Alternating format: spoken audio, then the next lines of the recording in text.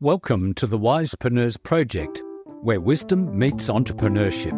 I'm Nigel Rawlins, and I provide down-to-earth practical advice to help people over 50, most often women, navigate the shift to independent professional work. I focus on providing you with actionable insights and expert advice to optimize your life and work, from highlighting productivity, health, and cognitive agility to mastering business, marketing, and knowledge management. I want to help you survive, grow, and thrive as an independent professional. In this episode, I spoke with Cedric Chin, a leading business thinker and founder of Commoncog, a platform that accelerates business expertise acquisition through real-world testing and practical insights. Cedric explains his rigorous approach to validating business ideas, emphasizes the importance of cognitive agility in decision-making, and shares more effective methods for mastering business skills.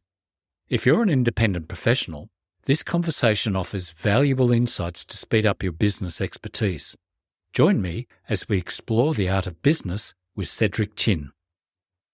Cedric, welcome to the Wisepreneurs podcast. Could you tell us something about yourself and where you're from?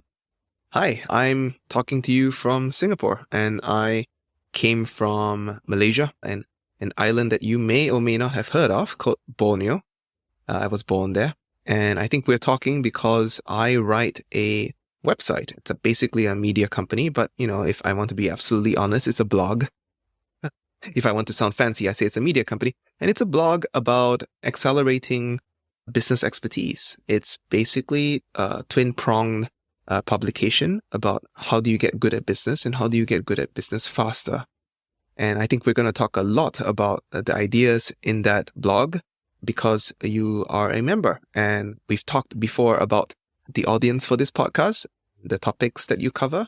And I think it should be quite interesting. Well, I think you're being very humble about Commoncog. It's way more than a blog. This is my second year of membership.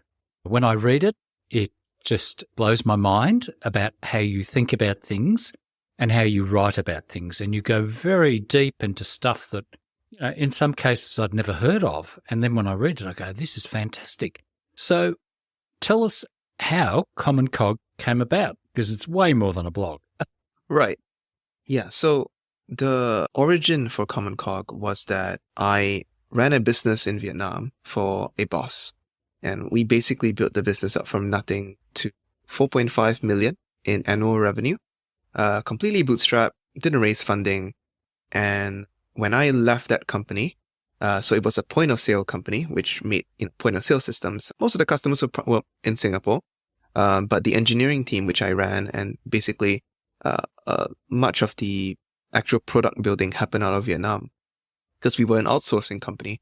And he actually hired me to change from an outsourcing company, which is not great in terms of, as far as businesses go, outsourcing companies are not that great. You're basically trading time for money and trying to transform it into a product company.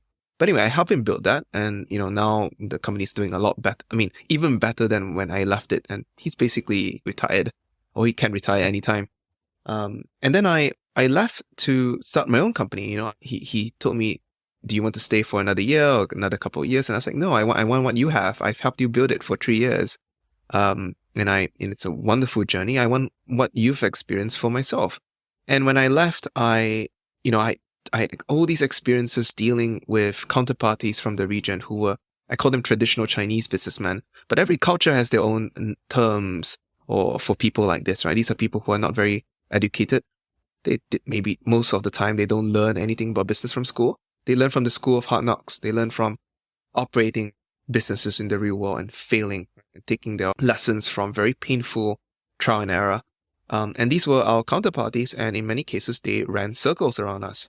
Of course, in some cases, we did defeat them. I mean, we were operating in a very fierce competitive space, and we did do better than our competitors.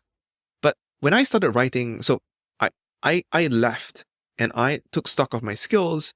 And one of the things that quickly became clear to me was that I may know how to run a company operationally. I may know how to do software engineering and run an engineering team and deal with all the mess and the corruption that is Vietnam.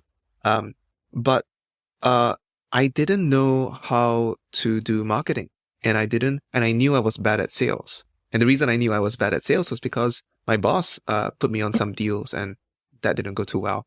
So I told myself that I needed to get good at either sales or marketing, and I decided to get good at marketing. And I started a blog to sort of make sense of the business experiences that I had, and also to sort of reflect and have an outlet for some of the ideas that I had around careers, and was how Commoncog got started. It was really an avenue to exercise and to learn content marketing.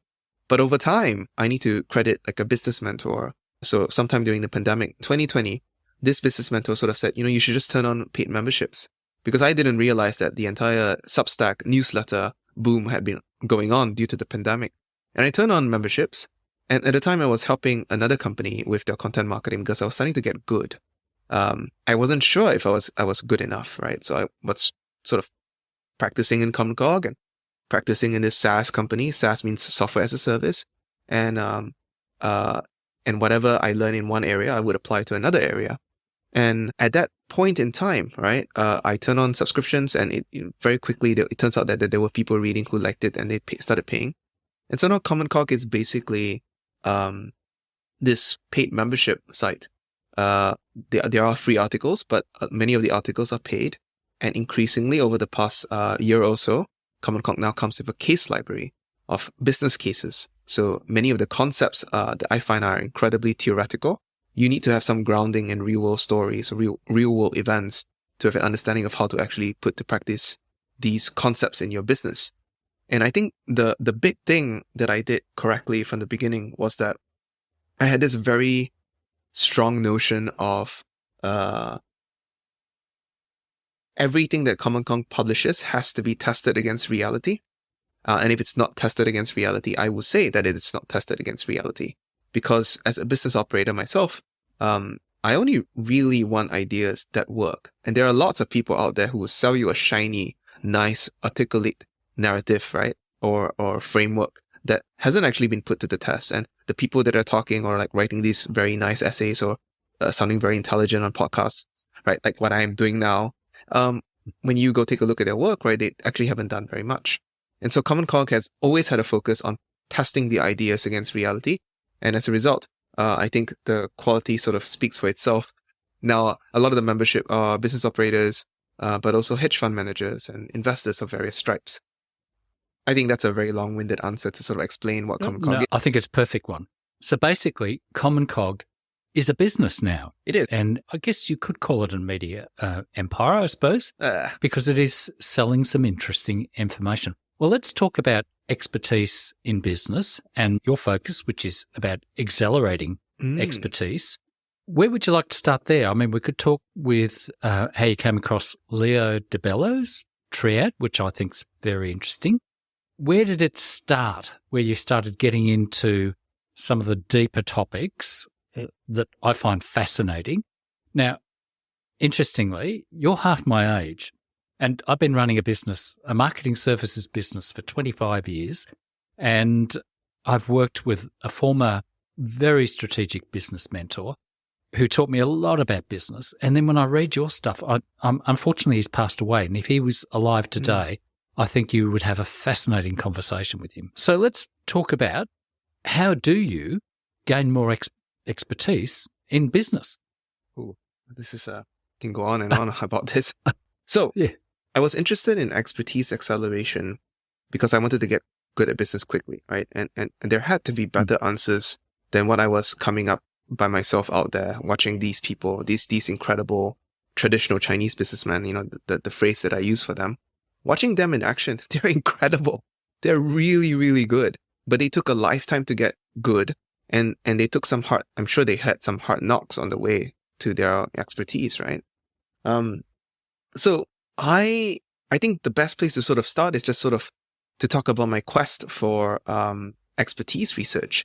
So I started digging into the literature with the belief that, hey, there's probably people who have figured this out faster than I have, better than I have. How do you accelerate expertise? And expertise of all kinds, right? And if you Google about how do you speed up or accelerate expertise, it's very likely that you come across something called deliberate practice. Now, deliberate practice is a real thing. It's a technical term. It does not mean practicing deliberately. It is a technical term describing a specific type of practice with a specific number of properties, right? And the problem with deliberate practice, if you've looked into the research, right, and not just sort of like gone off of pop psychology books, like Malcolm Gladwell's like 10,000 hour rule, if you actually dig into like what the expertise research says, and this is deliberate practice was discovered by a researcher named K. Anders Ericsson, who sadly passed away, I think last year or the year before, quite recently. You will find, by the way, that deliberate practice, as good as it is, as much as it's still considered the gold standard for accelerated skill acquisition, it's impossible to apply to business. And the reason it's impossible to apply to business is because it requires you to have a coach, first of all. Secondly, it requires that domain to have a history of pedagogical development. And pedagogical development is a highfalutin word for there has to be a known set of practices, exercises for skills, and basically all the skills that you have in business or in tennis or in chess, right, or in violin can be broken down into sub-skills. And pedagogical development means that there's a history of practitioners, instructors, coaches who have worked out what the optimal drill is for that sub-skill, and then have worked out how to combine the practice for those sub-skills into the overall skills. And that's the only way you can do deliberate practice, right? Don't believe any of these blogs that you read online saying that you can apply deliberate practice to investing or business. It's not possible because nobody has done the hard work of figuring out the pedagogical, practice for the sub-skills to combine into the top-level skills. That isn't to say that you can't use some ideas from deliberate practice, but this is a lot harder than you might think. And we can talk about that if you want, because I've also investigated that. No, if you want to get good at expertise, it turns out that the US military figured this out 3 decades ago. So around 1987 and 1989, they started realizing that it was not possible to use deliberate practice to accelerate skills for their soldiers, right? Because they wanted to make sure that the soldiers were good enough to not die when they are sent to the battlefield. And so they funded this alternative approach to expertise called naturalistic decision making. And it's a terrible name for a very interesting field of study that is still relatively unknown. And the reason it's relatively unknown is because it's not highly regarded amongst the elite psychology departments, which tend to be a bit more data-driven. They only take research seriously if you can provide a randomized controlled trial, something with proper statistical testing. And naturalistic decision-making takes an ethnographical approach, like observing experts in the real world, which is very messy, and you can't really isolate things. You can't really isolate things like in a controlled experiment. But anyway, naturalistic decision-making gave me the answers I was looking for, because the approach that an NDM uses, right, is that they've developed a method to extract tacit mental models of expertise from the heads of experts. And tacit here means that it cannot be explained through words, right? Think of riding a bicycle. As much as you want to explain how to ride a bicycle to a kid, you can't communicate how to ride a bicycle, right? There's something else going on that cannot be captured by words. And a lot of expertise is like this, right? A lot of expertise is you ask an expert, how do you know what to do? And they'll say, it just felt right. And that's the most you can do. Well, NDM experts, NDM practitioners have figured out a way to extract this invisible decision-making process that happens in the heads of experts and turn that into training programs, right? So this is a very long-winded answer for how do you accelerate expertise in business? And maybe I should pause here before I explain how NDM ties into business. I think you're on the roll there, because you already grabbed two of my things, the naturalistic decision-making and tacit knowledge and expertise. You're on the right path there, because the interesting thing for business is, as you said, you were observing the Chinese businessmen who, I guess through trial and error, got good or failure. And don't forget, a lot of people would have failed and they disappeared, or maybe they're working for somebody else. So do you think you were able to observe what they were good at, these Chinese businessmen? I wasn't able to observe then, I think. And so I knew that there were certain cues, there were certain things that were happening that I didn't understand.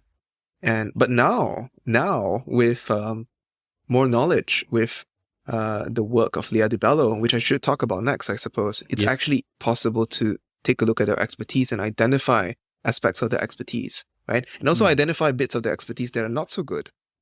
So to sort of tie this together, and if anybody listening to this is a big reader and you want to dig into this yourself, there are two huge, very big, very expensive books. I think it's like 1,000 pages each. The deliberate practice approach is typified by the Cambridge Handbook of Expertise, and the NDM approach, the more interesting approach, the more practical if you're investing or business, right? And you can't rely on an established syllabus to improve, is the Oxford Handbook of Expertise. So I highly recommend both. I recommend if you're a practical sort of person who doesn't read that much, I recommend the Oxford Handbook of Expertise more. But it's a very academic book, and it's basically, each chapter is a contribution from a different researcher summarizing their life's work. And in this book, there is a chapter by DiBello called Expertise in Business. And that's how I found her, right? It was like you open the table of contents, there's like expertise in intelligence services, meaning like the CIA, right? There's expertise in, in all kinds of vocations, expertise in the military, expertise in strategy, right? In a military context. And then sort of tucked away in one of the chapters is expertise in business. And I was like, oh, what is this? And it turns out that DiBello comes from a business family, and she's well trained in these methods of extracting, tacit mental models of expertise. And she decided in the late 2000s, with the help of a grant from the National Science Foundation, to do a project extracting the expertise of business from the heads of expert business people. And she discovered that every great business person has the exact same model of business in their heads, right? And I found that mind-blowing. And then, I then went on to read every single thing she'd ever published. And then I went and reached out to her and I interviewed her. And then I proceeded to organize all of Commoncog according to this extracted mental model of expertise that she'd found, right? Where do I begin? I guess I should describe what the extracted mental model of expertise is instead of teasing it. So she discovered that business expertise are two things. They consist of two things. And we'll talk about the first thing, which is actually it's quite obvious, I believe. Good business people they have a property that she calls cognitive agility, which means they're able to change their minds when new data, new evidence presents itself. And I'm sure anybody who has run a business for any amount of time will know that that's very necessary in business. You cannot lie to yourself. When things change, the market changes, you hear things from customers, you have to decide like, hey, is this something that I have to take seriously? Or, do I have to change my beliefs about the world, about the market that I operate in? And this happens a lot, right? And business is particularly harsh to people who cannot do something like that. And in practice, when I've worked with business people like that, my response has been to fire them. I can't work with people like this, and it's especially true, I think, in smaller companies. I think it's more acceptable in larger companies. Anyway, so cognitive agility, I think that's quite obvious. The second piece is the more interesting thing. That's not that obvious. She points out that business is a domain that consists of 3 legs, right? So she calls this 3 legs of a triad, right? And that her names for it was supply, demand, and capital. And when I used to use her terminology, but then like my readers complained that they didn't understand what this meant. So I changed it to operations, market, and capital.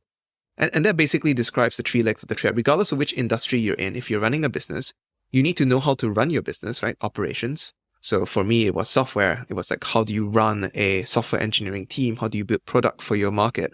If you're running a factory, then obviously you need to be somewhat well-versed in the runnings of your factory. Like, how do you make yogurt or handbags or whatever, right? And market is basically an understanding of your market, understanding of who your customers are, what they want from you, what service do you actually provide for them, who your competitors are in providing this service, and where the areas of new opportunity are, and where the areas of risks are in your market, meaning like there could be new entrants to come in and threaten you. And finally, capital. Capital is the least obvious, I think, to business novices. It was certainly the least obvious to me starting out, right? In fact, if you grab a random person off the street and ask them to describe business, they'll probably be able to talk about the market, which is, your customers and competitors. And they're probably also your mind is going to go to operations, because obviously you need to know how to run a business and manage people and do whatever it is that your business does. But it takes a while before people notice that there's actually a capital component to business. And capital is an accelerant to market and operations. There are things you can do if you are good on the capital side of the triad. And it's a bit hard to describe in a podcast, but I wrote an entire series. Many of the pieces are free, called the Capital Expertise in Business. And I recommend that you go take a look at that on commoncog.com. The job of that series is to sort of lay out how do you recognize capital expertise when you're dealing with business people. And very good business people they're decent at all three legs of the triad, right? And if they're not great at one leg of the triad, they know to hire people to augment them in the leadership of their company on the other legs of the triad. And the most important thing that DiBello points out is that good business people are good at one or two legs of the triad, right? But great business people are able to predict how changes in one leg of the triad affect the other two legs. So for example, if you're in a cyclical industry and the capital cycle turns, right? Suddenly capital is more or less available. Immediately know what to do on the operation side, and they immediately know what to expect on the market side, and they will start making changes, right, in preparation for, maybe now the capital cycle has turned, capital is less available, weaker, less well-run competitors will go out of business, and now is my time to snatch away their market share or to buy them up for pennies on the dollar, right? So that's like a trite example, but there are more sophisticated examples if you know how to look. So that's a very long-winded explanation of what the mental model of expertise is. And yes, I guess I should stop there.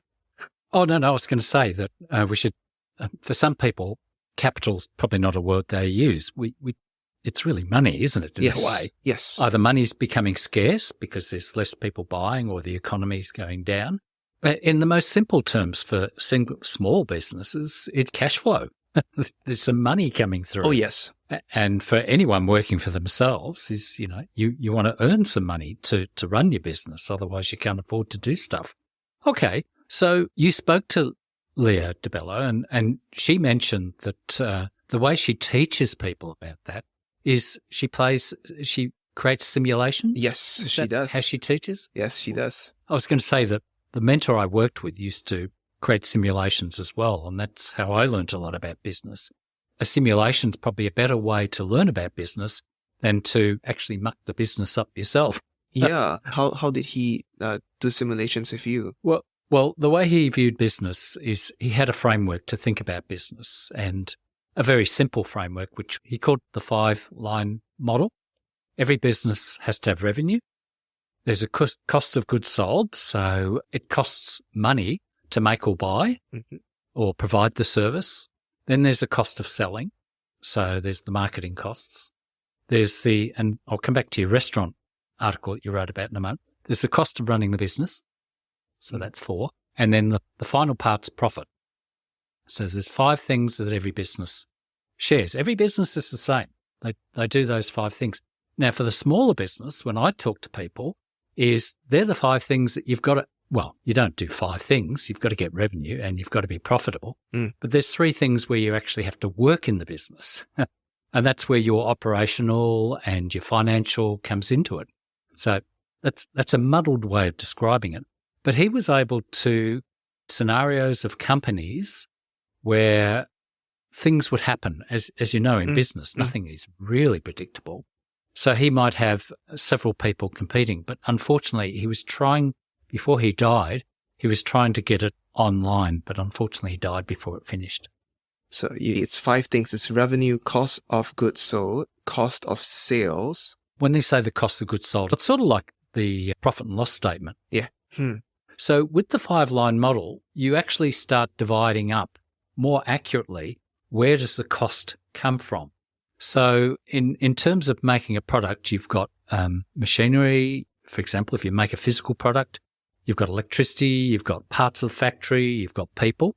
So that's your cost of goods sold there. cost of selling is maybe you have an office, you have a computer. So in other words, you're trying to allocate the funds to the actual area, and then you work on the percentages. So revenue is 100%. Ideally, cost of goods sold to make or buy or produce your service is 50%. If you can get it lower, even better. And then you can spend so much on your cost of selling. Now, in the ideal model, it's 25%. So if you're turning over 100,000, cost of goods sold 50,000, 25% for cost of selling, which is 25,000. Running your business, your admin costs, you're trying to keep that as small as possible, and then you've got your profit. So the ideal is managing all of that to ensure your profit. And the thing is, the clear statement about profit is, and in Australia, we've had this thing where people prefer to get cash in their business because they're trying to avoid paying tax. In Australia, if you've got a company, you only pay less than 30% tax on the profit, which is what's left over after all those costs. So people muck up their businesses by being silly and hiding money and all that. So they have no idea what's really going on. But the ideal business has got a clear idea, and that's a business model, because once you put money in there, it's a model. But that was a framework to think about it. And so when I talk to people about small business, I say, well, there's 3 things you've really got to be doing. When I read about your Triad, I thought, wow, this is a fantastic way, because those 2 sort of work together. So 1, you've got to be smart about your money. Now, when you talk about capital, you're really talking about fairly big businesses who are really, really smart with what to do with money. Yes. For a little business, one-person business, well, it's cash flow mainly. That's true. No, this is a good model. A long-winded one too. No, that's great. I'm very curious about the way people teach and talk about businesses, and that's I like that. I mean, it's simple enough. It's good enough. That's where you got to spend your time, and that's what I keep sort of telling people, because I work with, say, independent professionals who work for themselves. Is you can't always be doing work, because you do have to allocate some of your time and your money to the marketing, and you do have to allocate your time and some money to running the business. It's true. And then obviously if you're making something or you're providing a service, you have a choice. You can do it yourself or you do some outsourcing. So there's costs involved. So that's how I sort of look at it. But I love the fact that you brought up the Triad model from DiBello. I think the other sort of thing is that the 5-line model is sort of the basic principles of running a business and making sure you don't die. And, lots of tech startups that are never profitable, they just raise money from venture capitalists, would do well to learn the 5-line model of a business. It's simple, isn't it? It is simple. It's simple in the right way, you know what I mean? Like, because it tells you where to focus your attention on. But the other sort of bit that I think is interesting here is that once you've got the 5-line model under your belt, right, you start looking at other business people, and then you realize that they're able to do things with that 5-line model that you don't expect, right? And so the example that I give, or like the essay that I've heard has been eye-opening for a lot of people who think that they know business, right, is an article that I wrote called The Games People Play with Cash Flow. And I was just trying to point out that cash flow is not profit, right? You can be cash flow positive and have no profit, and your business is perfectly fine. And if you're listening to this podcast and you're sort of going like, wait, what does that mean? I recommend that you go read the essay. Because there are games that you can play with cash flow, right?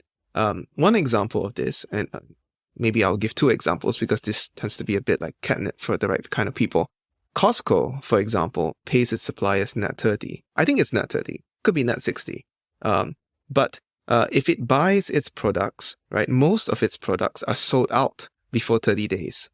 Right? And then they ask for the next shipment, which means that Costco has cash on hand before they have to pay their suppliers, right? And that's a remarkable position to be in, because you can use that cash to fund other things, to pay for salaries, to pay for facilities management or whatever. That's a remarkable business model to be in, right? And it's a very deliberate move by the people who run Costco to run Costco in that way. Another example would be, we all know that margins are incredibly low in the restaurant business, right?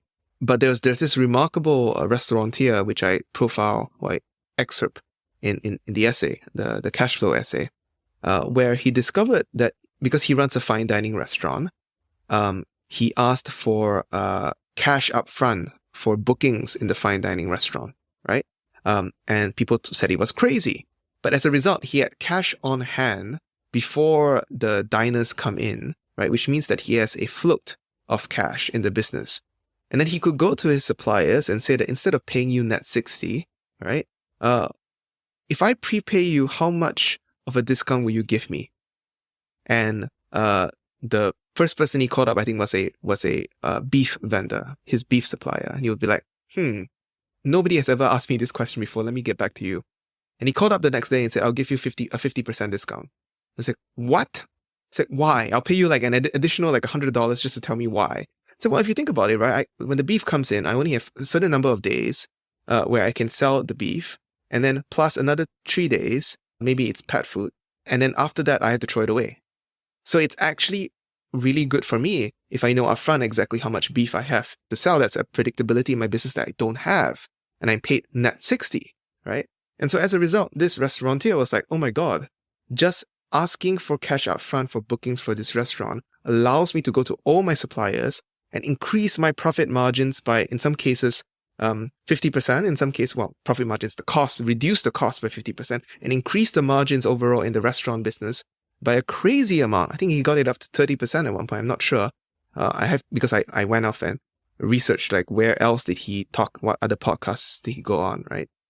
But he took the margins in the business to a level, that other people couldn't believe was possible in the restaurant business. And there's an example of a game. Yes, you're working the same 5 line item, right? But this is an example of expertise, right? People making moves that you can't imagine as a novice, right? That's a marker of expertise right there, right? So I think that's a good, nice, concrete story for your listeners to chew on. Oh, yes. No, I think it's fabulous. And that's the issue with a business. It does revolve around money. So let's go back to Leo. How does she teach about the Triad? Right. She didn't teach the Triad. She used the Triad to evaluate business expertise. And so she developed a profiler, an assessment that she could administer. She would be brought in by the boards of companies, right? She says that she knows a lot of chairmen. And my guess is that that's how she would be brought in those early years after she had developed this mental model of expertise, right? And the way that she would administer it was that she would come in to all the executives, right? And they would have no choice but to go through the assessment because the board of directors is the one asking for it. And they would be given 5 years worth of annual reports of a competitor in the same industry. And this will be taken from publicly available information like annual reports. Every year, public companies have to submit an annual report. And she would excerpt out various bits of the annual report and the financial statements, plus whatever they've said on shareholder calls, and present this information to the executives and say that, given this information, what do you think would happen next in the next year, right? And these questions will be excerpted from all 3 legs of the triads, from operations, from the market, and from capital, from the capital perspective. And you would answer, here's what I expect to happen to this competitor in the same industry that I am next year. And then she would present you with the second year. And then she would say, you see, now you've got some feedback, right? Some of your guesses were right. Some of your predictions were wrong, right? What do you expect to happen in the next year? And then she would do it for 5 years.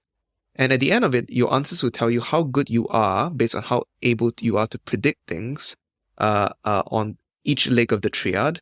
And it will also test your cognitive agility because it would test whether you were able to self-correct when you realize that, hey, I'm getting answers wrong, on this particular aspect of the business, right?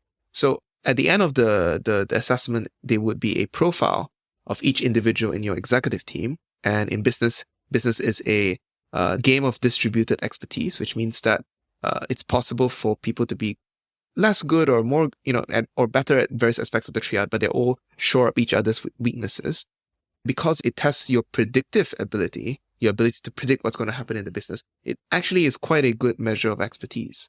And that was how she started with her consulting business, right? So she eventually stopped publishing that much. And a lot of her more modern work is actually not published and proprietary. And very interesting, but you can't really get at it unless you hire her. But that was how it started. And eventually she turned it into full-blown business simulations, right? Designed to change the way an executive team or a business thought about its own operations or thought about its own business, right? So all of this is to say that there is some validity. It's not this person has come up with an interesting model and therefore it works. The reason why I felt that it worked was because I had already been noticing such things from other business people. Plus, the original paper where she created this model, or she published this model, came with testing predictive validity. And that is one of the markers of like if something is true, right? In science, or in epistemology, which is a fancy $2 word that means how do you know if something is true, right? So in epistemology, like one of the markers is does this have predictive validity, right? Can you predict something? Does it give you the ability to predict something? And her assessments do have this property. And that's why I was like, okay, I'm quite confident that there's something here, and it allows me to organize my experiences in business, and as well as my reading in business in a way that makes sense to me. So yeah. Well, what you're saying is what she has provided was a framework to look at and understand business. Oh, yeah. And that's where we use that 5-line model, is you can go into a business and you know what to look for. But with the Triad as well, I think that overlays it. So I think the 5-line model is probably more granular. Yes. I can't remember whether it's your podcast episode you had with her or whether you wrote it, that she was able to identify that sometimes it was the wrong person in the position. Yes. So that came up in the podcast. That came up in a published work as well, actually. She did this project with Swiss Re, which is this large reinsurance company. And it's publicly available now. So this is, I feel okay revealing this information.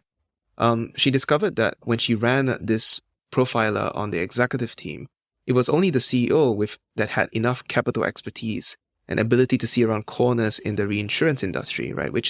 It's a very cyclical industry. And, when things like the 2008 financial crisis hit, a lot of insurance companies found themselves in trouble. But Swiss Re did not find themselves in trouble, if I'm not mistaken. I can't remember exactly when this profiler was done. Maybe it was after the financial crisis.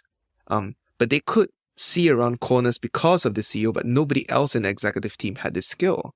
And so she recommended to the board of directors that they not replace the CEO just yet until they find somebody else with equivalent capital expertise on the executive team. But you just have to have somebody on the team to have this ability to see around corners on the capital leg of the triad. The rest were more operational or marketing or sales oriented.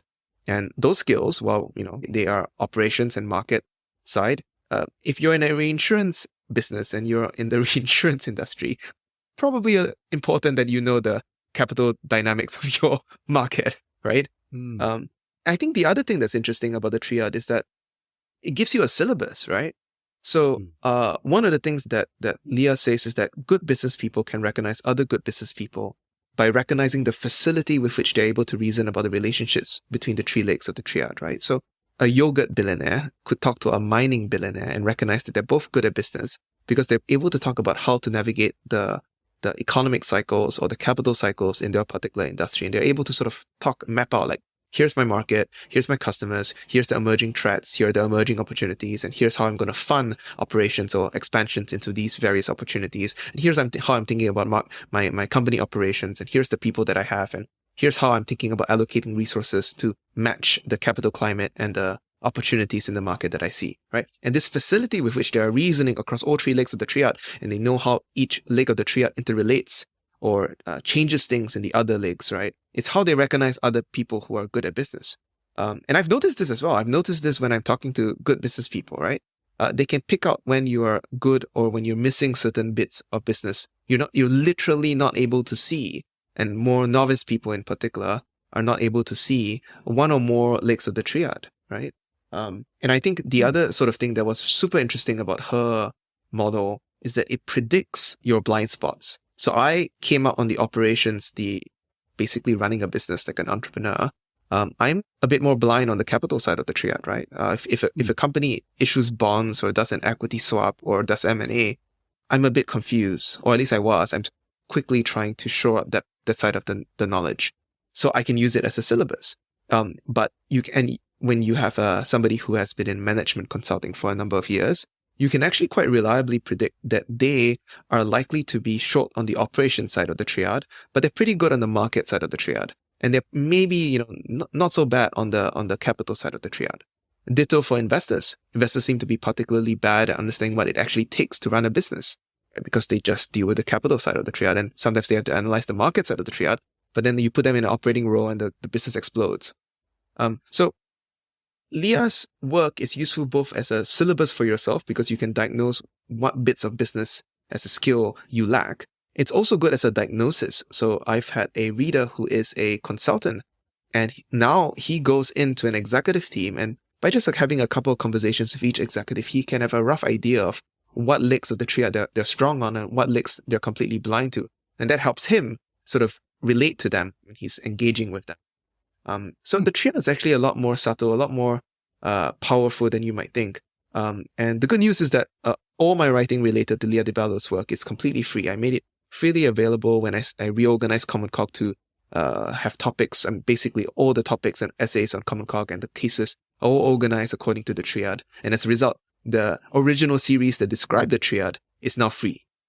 I think that's a wonderful explanation, because if you're an independent consultant, you've got a skill and you're getting work, that's good, but you're still running a business. Just like Commoncog is your business. Now, I want to go back a little bit because I do know that you're very interested in judo, and you did a little experiment with your judo. So tell me something about what is your interest in judo and how does that influence Commoncog? So for those who are not familiar with Commoncog, or you've not been following along in my writing, at the end of 2022 and the start of 2023, I took 4 months where I relocated to a different city and I trained, maybe 5 months actually. November, December, January, February, March, 5 months.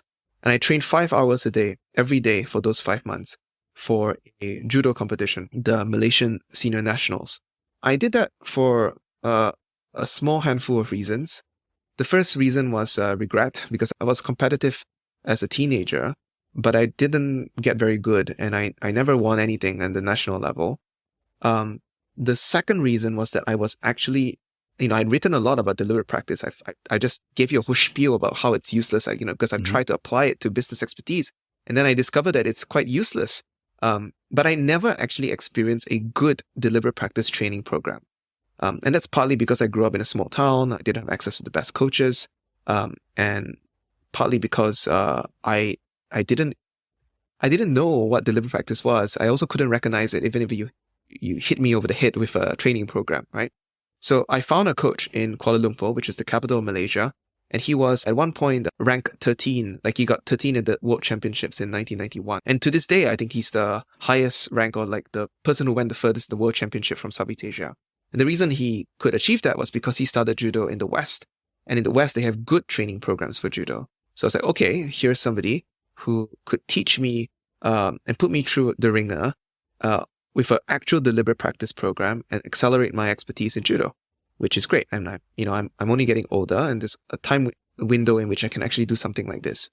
And I think the third reason was that he had a very particular strategy for me to win, which I wanted to see if it could work, which was I was supposed to win either on the ground or through penalties. And this is not something that you know how to do unless you are taught in Western training programs in judo, train you and have developed drills for how to achieve this. But it's a secret in Southeast Asia. It's an open secret in Europe and the US. It is an unknown thing in Southeast Asia.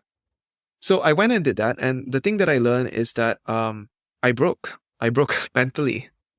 It was very, very tough mentally. And when you've not been in sport for a while and you're a working adult, you forget how hard it is on the body and how difficult it is to maintain mental strength. And so the story of that, there's a long essay that I wrote, one of the most difficult essays that I actually had to write, that I've ever written. It's called Mental Strength in Judo, Mental Strength in Life. It's on commoncog.com. It's basically the story of how the arc of my training was. I went in with all these ideas about deliberate practice and excitement of like learning, getting good at judo. And then I broke down at around the 2-month mark. And then my coach himself realized that his training wasn't working because I was breaking down, and then he started giving me mental training. And it was a discovery for both of us, right? The discovery for me is that, it takes a lot more than just skill to win. And the discovery for him was that, a coach's job isn't just to do technical stuff, but you actually have to provide mental training for people who are mentally unable to take the training. And this was remarkable because, to me, it was remarkable because, like, shouldn't he know? But my coach is not a normal person. He was a very mentally strong person, and training me was the catalyst for him to realize that, not everybody is as mentally strong. So did you go through to the championships? Did you get through? I did. So I won my first match with exactly using the game plan that he developed. But over the course of the match, the opposing player dug his fingernail into my eye. And then I basically was bleeding all over the mat. And they wrapped up my eye, so I only had one eye. And I won that match with just one eye. But then after that, I couldn't deal with losing my vision. So I couldn't, I was warming up for my second and third matches, and I couldn't block the grips. I went on tilt, basically. And no amount of training at that point in time, could have saved me from the fact that I was just too scared after that. And I lost the next two matches. But it was still a win. Like, the fact that I managed in the first match execute the game plan, right? Even through all that ordeal, was meaningful to me and my coach. And I guess, the other thing that's a bit hard to communicate was that the match was 11 minutes long.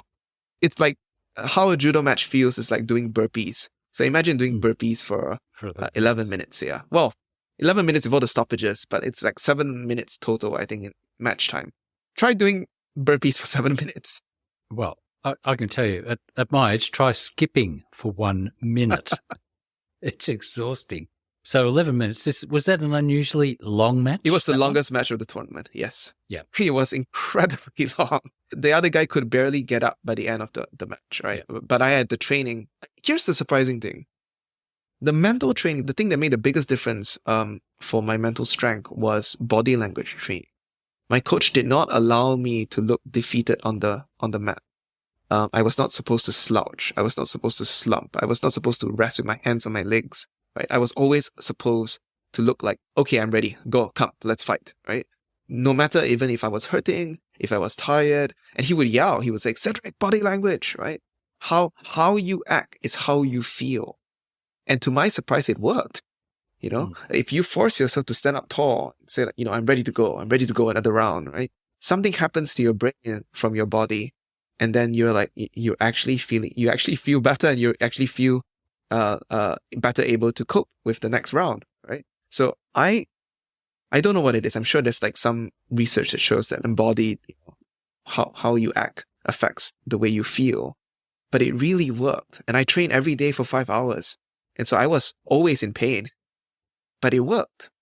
So yeah, now when I'm doing business, I'm making a difficult decision. I just sort of remind myself, like, no matter how hard it is or how scary it is, not as bad as getting choked every day.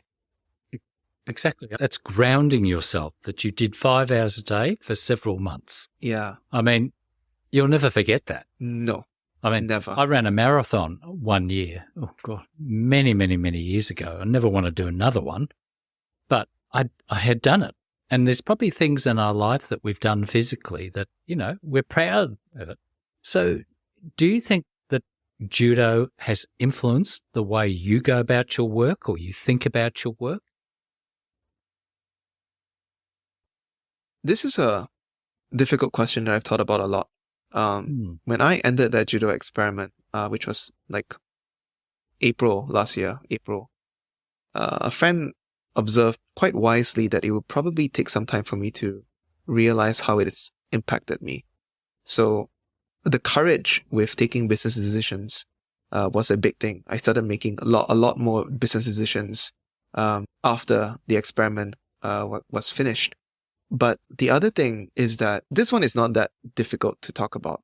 But I wrote an essay called "The Ability to See Expertise is a Mark." It's like something worth aiming for. And I sort of described how in any business, any domain of skill, business and judo, there is a level at which you have to start making up your own vocabulary because you start noticing things that there's no proper English words for, right? And before I started the judo experiment, I was not able to understand what was going on at the Olympics or the IJF. Well, I thought I understood what was going on, but I was missing a whole bunch of cues. And now after the judo experiment, I'm able to watch the Olympics or the IJF tour, and I'm able to see lots of things that other people miss. Right? I know when attack is fake. I know when something is done for strategic, tactical reasons. I know how to create penalties now. I know there are basically only 4 ways to create penalties in judo. And so I can recognize it when it happens. And many people watching the same match would not be able to recognize it, right? And I think about that a lot because it's like there's a before and after, a very distinct before and after in just a 5-month period. And in business, there are probably cues that I'm not seeing, right? So I think about that a lot because now I'm sort of like, at the end of that judo experiment, I told my coach that I know what it takes to get world-class at judo, and I know I will never be good at judo because I know what it costs. And I'm not willing to pay that cost. But I want to be world-class in business, and I'm willing to pay that cost, right? And so I'm able to see things in business that I am not before, but given the skill tree of judo and how high it is, I'm also beginning to think that there are certain things in business that are just, they're lying there in plain sight, but I'm not able to see it yet. And so I think that this is the more legible, easy to talk about. The difficult things to talk about is like what that mental training, that ordeal has done to me internally. Maybe it takes a bit more time to reason about that. Well, I think the point you're making there is in mastering the judo you did, you're now able to look at the competitions and see things that a novice can't see. And what we're talking about in terms of business, there's aspects of ourselves. For example, I've been running a marketing services company for 25 years. This year, I've spent several $1,000s on training myself in marketing in different areas that I've just let go. I'm coming back around to things that, people say, you've got to do this, you've got to do this. I haven't. And then I'm thinking, I'm now seeing them, how relevant they are. Mm-hmm. So in other words, I guess with Leo DiBello's Triad mental model and my 5-line model is we're able to look with a framework to maybe focus on something a bit more clearly. Now, the other thing that I think you wrote about, I think you had a quote from Deming about knowledge, that there is no such thing as truth in business, only knowledge. And so I think all of this informs us. Now, people who are probably listening to this who are independent consultants working for themselves are probably wondering, well, this is all fairly highfalutin. How does this apply to me? But, they are in business. So let's go back to Commoncog. Commoncog is basically you, isn't it? And you've got people you hire to help? Yes, I've got a bunch of part-timers. And, well, by this time next year, I should have some full-timers. Fingers crossed. Yeah. So you're running a business. Yes. Now, it's not a big business. I mean, I don't know how many subscribers you've got. Yeah. So it's you and you're managing. So, you're going to have to go operational. You've got to do the financials. You've got to do the marketing. How does all of this influence your business? Oh, my God. What you know now? Everything. The neat thing about Commoncog is that whatever I write about or whatever I test on Commoncog itself. And so when the ideas work, it results in more money, which I can then use to operationalize the company so that I can go try out new ideas. And then it works. And then there's this nice little cycle where the ideas I try work and then the business becomes better. And then I apply the ideas into the business again. Or like I buy myself more time to apply the ideas into the business. So I'll tell you what I'm doing now. I think the single biggest change to the way I run companies has been working with Colin Breyer, who was Jeff Bezos' second shadow while at Amazon. So a shadow is the technical assistant, was the formal name. Basically, you followed around Jeff as he went out about running the company. And the first shadow is famous because he's now the CEO of Amazon, Andy Jassy, right? And Colin Breyer was the second shadow. And Colin Breyer taught me how to be data-driven. He taught me something called the Amazon Weekly Business Review.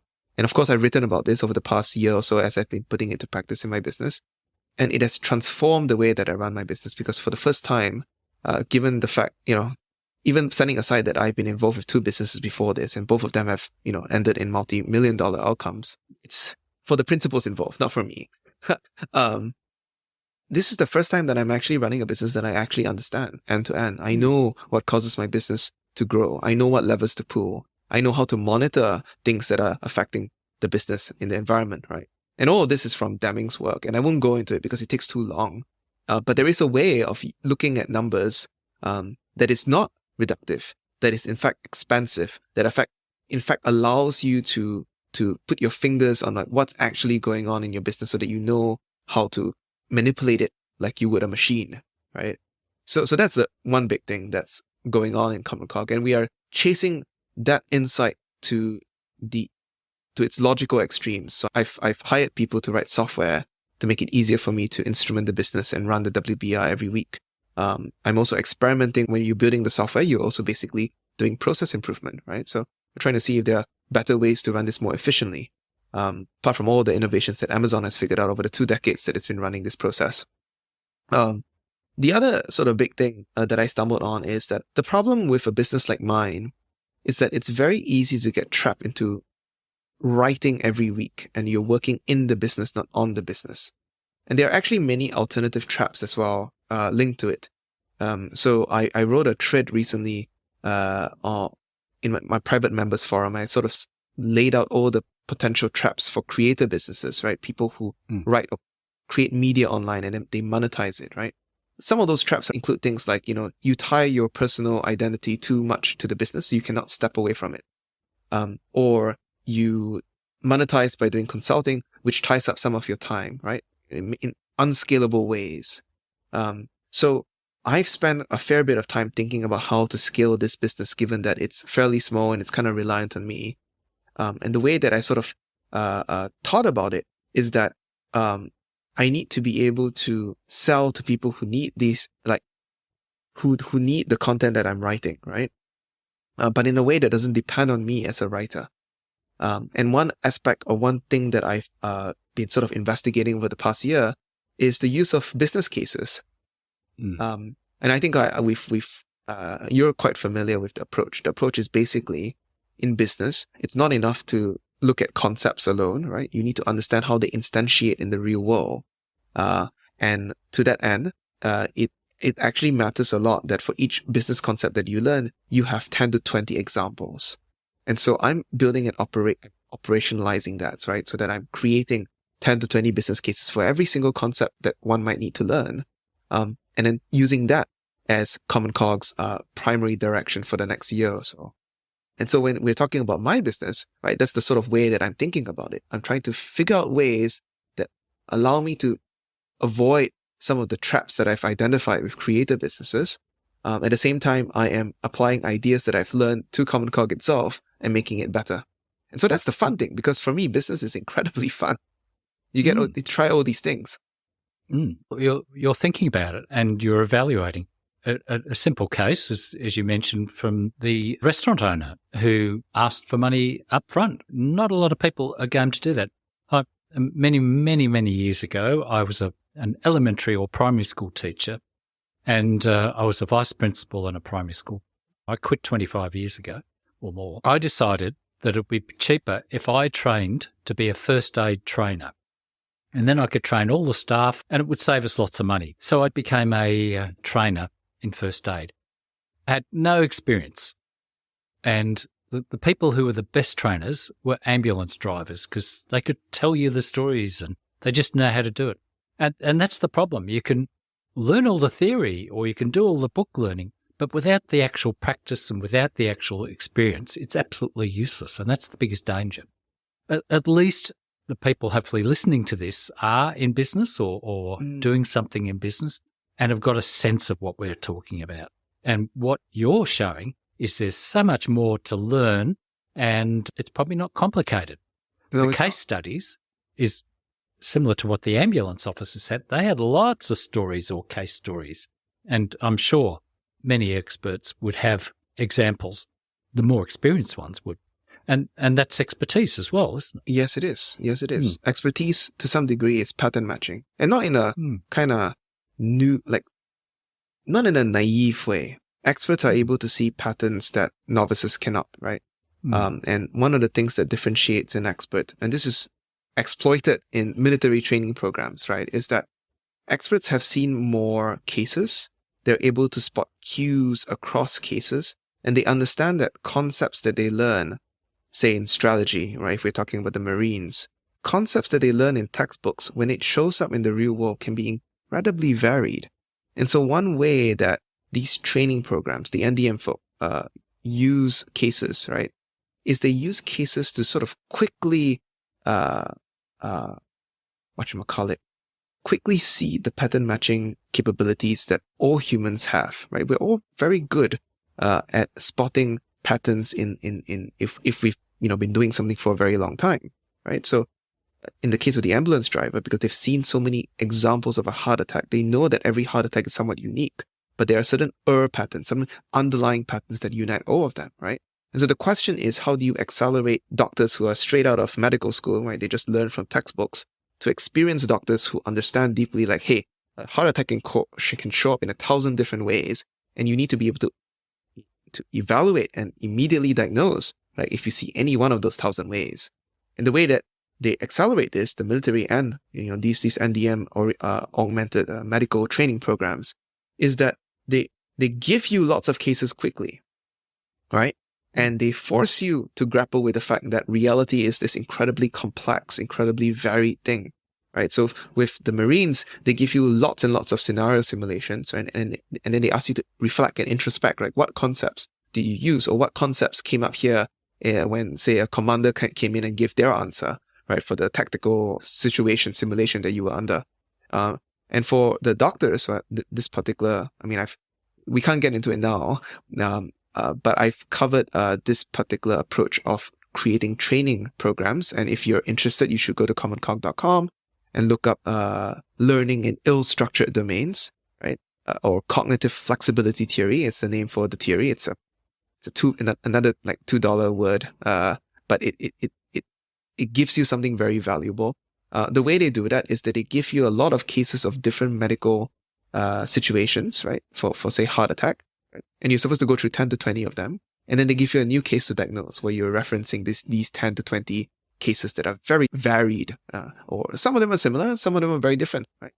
And then immediately when you start doing exercises like that, right, you as a medical student quickly internalize that, hey, I should expect the unexpected here. Symptoms can look very different because human beings are very different. And they actually do accelerate. They get good results accelerating doctor performance through these methods. And Commoncog is trying to apply this approach of training to business. And I don't know if it will work. I've run some experiments and I do believe that it does make a difference. But we'll see. Early signs of some promise in results doesn't mean that it would be successful. But I'm inclined to give it a go, and let's see what happens. Well, my feeling is that I'm learning stuff from your writing and the depth of your thinking. So, obviously you're very curious to have searched out many of these concepts and then seen the value in them. And then you've actually tried to explain them. And they're not simple concepts, but the way you explain them is understandable. You've explained Leo DiBello's Triad model and you've written about it. And I'd highly encourage people, if they're very interested in business like this, to look into it. Now, obviously, a lot of small businesses or creators who work for themselves probably not going to need the depth of this. But anyone who has a curiosity like mine, an intellectual curiosity to go into it, that's why this is my second year. I think you're the only person I would pay to read at this stage, because there's a lot of people out there running around throwing out advice, but it lacks the depth and it lacks the authority that you bring to it. You're probably one of the smartest business educators that I have come across. I would assume that a lot of business schools are just wasting the time and the money of many of the students who would be better off out there subscribing to you and trying to run a business. Well, my suspicion is that if you force the business professors to run a business and to teach only the ideas that have worked for them, you get something very close to Commoncog. So it's not really smart. It's just an extreme rigor around ideas that work. Our internal policy, that is, I tell the team that I work with, is that we must optimize for usefulness. We must be useful. If you're running a business, regardless of size, you should, when you're reading Commoncog, find something that you can actually put to practice and have a good chance of working. And the way that we prove that to you is that we actually test the ideas. And then we say, hey, we tried this, this happened, that, this worked, that didn't work, right? And then people learn from that, because even if we fail, the fact that we've tried is valuable information. Whereas a lot of business professors, I'm sure some of them do good work, because you have to have people who do high level research on various business trends or industry practices or what have you, right? That's valuable knowledge, but it's not the knowledge that business operators would want, I think. Yeah. But, that said, if there's a business professor out there with something useful, it's highly likely that Commoncog will find them and then test the ideas and then profile them and then interview them. So, yeah. Definitely. I think that's the case. Cedric, how would you like people to find you? I will put all these in the show notes, but how would you like people to contact you right now if there's somebody listening here and I need to talk to Cedric? And I don't just mean to have a chat or anything like that. To find out more about yourself? Yeah, I think if you want to find out more about Commoncog, I highly recommend signing up for the newsletter. So I send a newsletter nearly every week. Some weeks are a bit later than others, like this week, for example. If you want to reach out to me, you can just send me an email at cedric@commoncog.com. I can't promise that I will reply, but I will read every email. And if you sign up to the newsletter, you get basically updates every time there's new content or new cases on the blog, right? On the site. And some of the cases that we're going to cover at the end of this year, I'm really hoping that we get to it. We're going to start covering Asian conglomerates. So all these traditional Asian business people, it's a bit curious how in Asia, the vast majority of the large companies are conglomerates that run they're just like, they make smartphones and they sell fish and they do construction and they have shipyards, right? They do a gajillion things, which is really strange. And so we're going to start doing cases on those, right? And I don't think that many business thinkers or writers focus on Asian businesses, but that's a interest of mine because I'm Asian and I live in Asia. So I'm hoping that I can get to that. But in the meantime, like the ongoing stuff that's on Commoncog that may be interesting to readers would be the Becoming Data-Driven series. I know multiple execs have read it, and some of them have turned it into assigned reading for their teams. Some people have told me that that's actually been a life-changing series of essays, because it makes them look at running businesses very differently. And it's tested. It's so tested. I've applied it to Commoncog and it works. I know exactly how to double revenue this year. And the other piece that we're sort of covering is a bunch of cases around, I would say, capital allocation. It's not clear, actually, if you're looking at the case by case. Like I've written about restaurants, and in a couple of weeks, we'll be publishing some cases about cosmetics. But the point with all those cases is that it's trying to build up like this picture of what it looks like when you're allocating resources and taking risks, right? And this might not be maybe that relevant to your particular audience, but it's something that I've always been interested in, because like when you're running a business, right, how do you think about allocating capital or resources to something that might not pan out, right? And so I'm publishing cases along that trend, with the expectation that at some point, very soon, I'm going to write a synthesis piece with things that I've noticed of all these cases. And that's one of the wonderful things that you can do when you're publishing cases. You can like, hey, haven't you noticed this weird pattern that shows up again and again, right? I really enjoy doing that. And then, usually it sparks some interesting discussion as well. That's fantastic. Well, thank you, Cedric, for being my guest. It's wonderful to talk to you. It's been amazing reading all your materials and seeing your newsletters and now talking to you. So I really hope that people are picking up on what we're talking about here about business, because, it's actually quite a very interesting area when you get into it. Yes. So thank you, Cedric. You're welcome. And thank you for having me on. Thank you for listening to the Wisepreneurs podcast. I hope you enjoyed this episode. Please consider subscribing to the podcast, and if you're feeling generous, buy me a cup of coffee to keep me going. Thank you.